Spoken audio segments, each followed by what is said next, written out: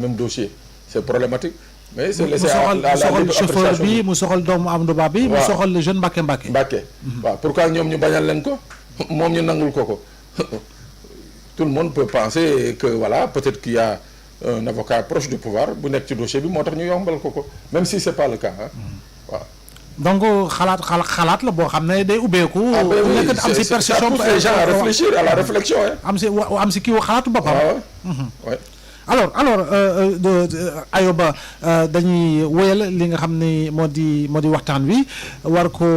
tëjee ak li nga xam ni daanaka wala bokk na si lu war a mën a tëjee li nga xam ni moo soxal keppaaru gu tey bi mu jëm si inondation yi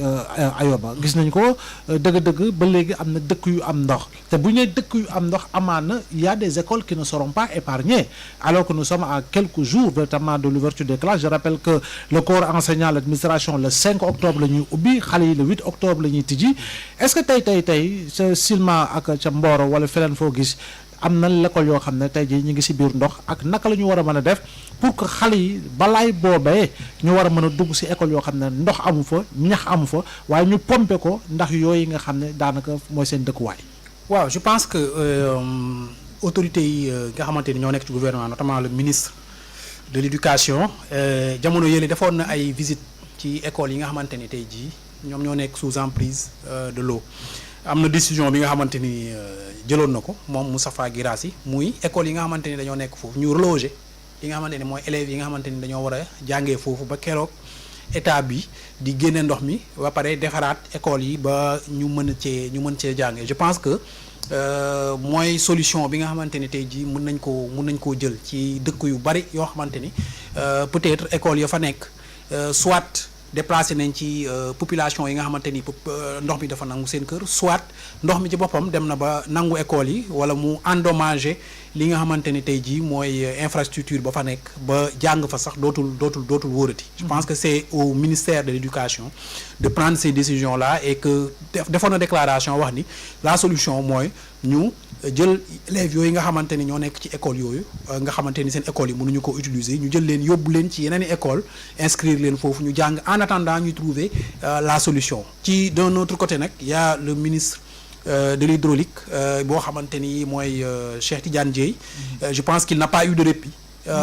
durant cet hivernage là à cause des inondations notamment à Touba à Kaolack ak yenn dëkk yu bëri notamment Mboro mi nga xamante ni inondation yi ren ji def na fa ay yàqu-yàqu yu bëri donc je pense que gouvernement bi mi ngi ci ay tànku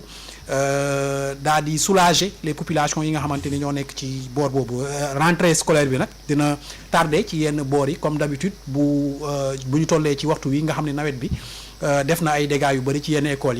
yi je pense que rentrée scolaire bi dana xaw a tàggatémbe ci yenn kii yu bëri mais comme li ñuy wax gouverner c'est prévoir je pense que le gouvernement devrait avoir prévu c'est tous ces nu mu tuddati désagréments là ba tey jii ñu jël les devants ba le 8 octobre incha allah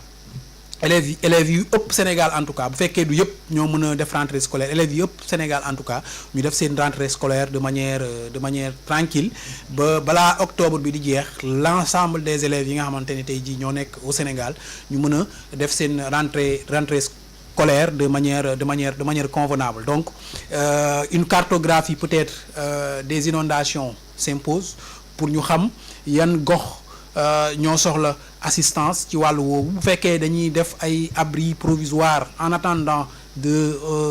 régler le problème des écoles inondées ñu def ko ba ci jëmmi jamono ci biir année bi ba élèves yi mën a delluwaat ci seen salle de classe yooyu nga xamante ni tey jii moom la ndox mi nangu. alors Pape Sané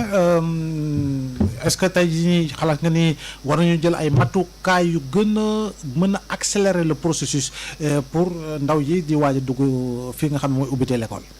Ablaye damay am benn affaire bu may déplorer tuuti. Ablaye yaa ngi fàtte ñun suñuy jamono ba ci ñoom Ayoba nii. rentrée des classes c'était un événement, c'était une fête. Oui. Un mois avant. ñu ngi ko doon préparer. ñun élèves yi suñuy parents. enseignants yi. tout le monde c'est-à-dire dafa nekkoon un événement. léegi da ngay xool ñu ne la école day ubbi état. les collectivités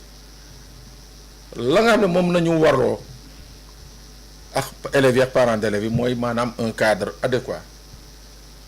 daanaka day mel ni dañuy toog di xaar ba affaire bi ne këtt di jon ñuy soog a ñëw dans les ci dernière heure yi commencer di pomper commencer di désherber commencer di désinfecter di dératiser et consorts. Moi je crois que c'est des solutions yi nga xam ne école buy tëj rek dañu war a mettre en place des commissions yi nga xam ne dañuy veiller à la bonne nu mu tudd à la bonne tenue des écoles c'est-à-dire buy école di tëj rek ñu fexe ba nga xam ne daañu préserver le cadre régulièrement ñu ngi ci nawet su dara amee ñu dem gaaw évacuer les eaux ainsi de suite mais boo xoolee dañ ko fay bàyyi di ko fa bàyyi vous allez dans la banlieue am na ay écoles yi nga xam ne ça depuis les premiers pluies ba tey ndox maa ngi fa léegi dañuy naan école le 6 lay ubbi le 4 ñu soog a ñëw ku ci nekk ñëw wane ni que voilà am nga cofeel wala am nga xarañceef ci lii ak lii indi say moto pompe indi ainsi mais loolu li muy indi mooy lan mooy le retard dans l'exécution déjà dans le démarrage des cours. Souvent beaucoup d'élèves dañ leen di léser parce que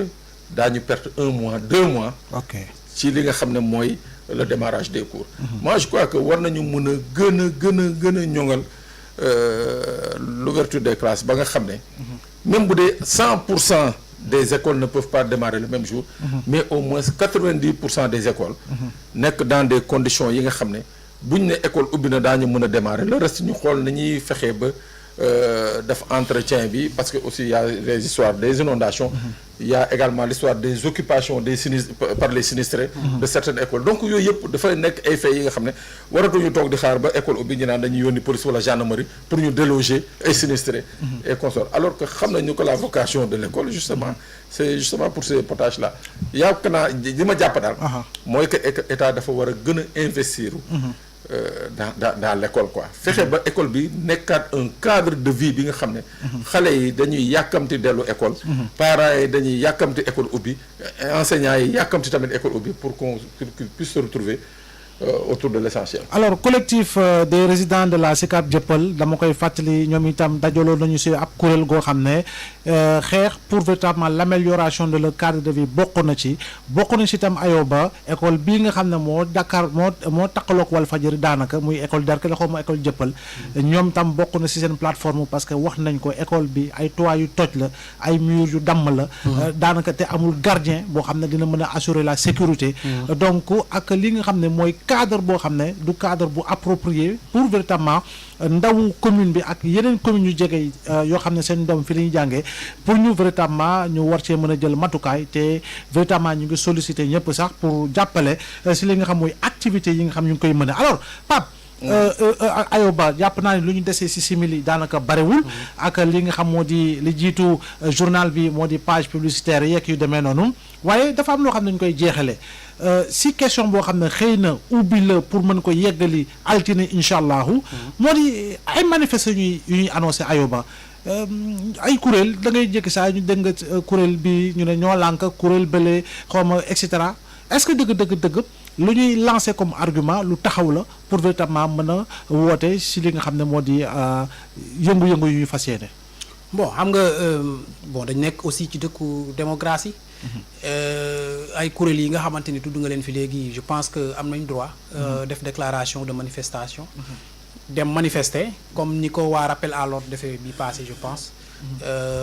ak yenn kuréelu opposition bi daje fa woon fa. pour wax ni dañuy. contester contre li nga xamante ni mooy arrestation ak restriction liberté yi nga xamante ni ñoom constaté nañ ko ci seen public bi noonu la yeneen kuréel amee droit pour man def déclaration de manifestation pour man dañ leen war a pour def déclaration de manifestation dañ la war a autoriser dans les limites du possible nga def sa manifestation sinon après dafay créer yeneen encore problème yokkaat ko ci li nga xamante ne tey jii débat public bi am na ko déjà comme nu mu tuddati pollution ci nga xamante ni on passe à longueur de journée di discuter ci ay yëf yoo xamante ne amul réew mi benn njëriñ comme incident bi arrivé président de la République fële ca Nations Unies bi muy def son discours wala ñuy wax ci président de la République xawma daf doon jouer Scrabble ak et cetera donc je pense que le Sénégal peut se passer de tous ces débats là et de tous les autres débats aussi par exemple liés à la restriction des libertés donc pour man organisation yooyu di demander déclaration de manifestation. foofu leer na nañ alors très rapidement Pape Sané en une minute si li nga xam ne moo soxal ñi bëgg dëgg-dëgg woote pour ay génn marché wala leneen lu mu mën a doon. bon après xam nga c'est le charme de la démocratie. Ah oui. Comme on dit souvent, la démocratie a un coût. Et c'est là où je dis que les autorités peuvent jouer un grand coup. D'abord pour seen image et pour l'image du Sénégal. C'est-à-dire que xam nga tey jii Pape Sané génn fii ne day manifester. le fait nga bañal ko rek. yaa ngi koy may une publicité. bu subaa Ablaye dana ne pourquoi Pape Sané bañ kii Ayoba ñëw ku ci nekk ñëw mu nekk benn mbooloo. ok alors que tey Pape Sané bu ne woon day manifester nga ne ko manifester bu taxawee buntu Walf fi yaakaar naa bu weesoo Ablaye Mbow bii ñëw taxaw ci wetam. ñëpp dañuy romb di dem seen yoon. donc moi je crois que moo tax ma ne mën nañu jouer un coup c'est-à-dire un coup de poker mooy bàyyi leen ñuy manifester. ku demander manifestation nañ la ko bàyyi teg la ñu war a teg pour encadrer ko. dans les délais et dans les temps fexe aussi et c'est le plus important ba nga xam ne les libertés publiques ne soient pas menacées. D'accord. mooy que bu Ayoba bëggee def doxi soxlaam na doxi soxlaam bi bu Djibril Ndir bëggee teg taabalam jaay ay dàllam mu jaay ay dàllam bu dee am na kuy doxi ay soxlaam mu doxi ay soxlaam moi je crois que l'État est assez organisé pour mun a gérer loolu yëpp mais le fait de vouloir des fois rejeter ou refuser des autorisations de manifester mooy jox affaire yi yenn ampleur yi nga xam ne finalement ça n'arrange ni l'État ça n'arrange ni nous citoyens yi nga xam ne des fois ça nous cause des